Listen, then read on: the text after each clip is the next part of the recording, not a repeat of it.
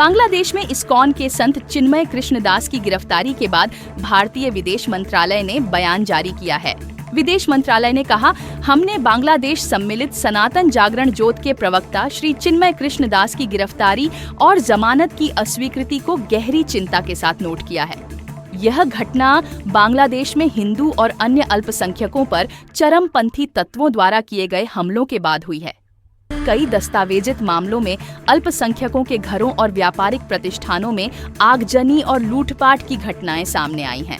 साथ ही देवी देवताओं और मंदिरों का अपमान और तोड़फोड़ भी की गई है। यह दुर्भाग्यपूर्ण है कि इन घटनाओं के दोषी खुलेआम घूम रहे हैं, लेकिन एक धार्मिक नेता को शांतिपूर्ण सभाओं के माध्यम से वैध मांगे रखने के कारण गिरफ्तार किया गया। हम यह भी चिंतित हैं कि श्री दास की गिरफ्तारी के खिलाफ शांति से विरोध करने वाले अल्पसंख्यकों पर हमले हो रहे हैं।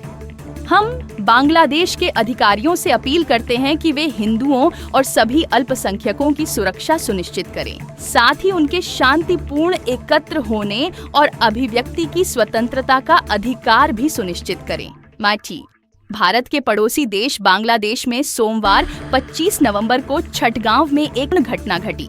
इस्कॉन पुंडरीक धाम के अध्यक्ष चिन्मय कृष्णदास को गिरफ्तार कर लिया गया। इस गिरफ्तारी के खिलाफ हिंदू समाज में गुस्सा फूट पड़ा और सड़कों पर उग्र प्रदर्शन शुरू हो गए।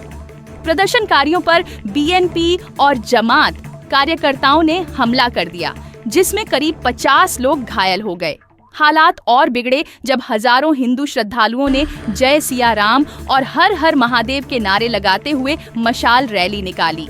चटगांव विश्वविद्यालय के प्रोफेसर कुशाल बरन पर भी हमले की खबर आई। हैरान करने वाली बात यह है कि इन हमलों के दौरान पुलिस और प्रशासन मूक दर्शक बने रहे, जबकि सोशल मीडिया पर इन घटनाओं की गंभीरता उजागर हुई। पश्चिम बंगाल भाजपा अध्यक्ष सुकांत मजूमदार ने इन हमलों की निंदा की और चिन्मय प्रभु की गिरफ्तारी को अन्यायपूर्ण बताया।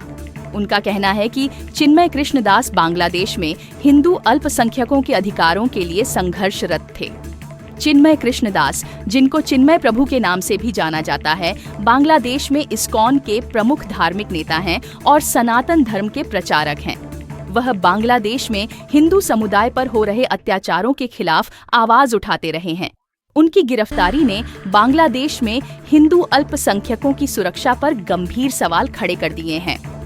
ईशा फाउंडेशन के संस्थापक सद्गुरु जग्गी वासुदेव ने भी इस घटना पर दुख व्यक्त करते हुए कहा कि धर्म के आधार पर उत्पीड़न किसी भी लोकतांत्रिक देश में स्वीकार्य नहीं हो सकता।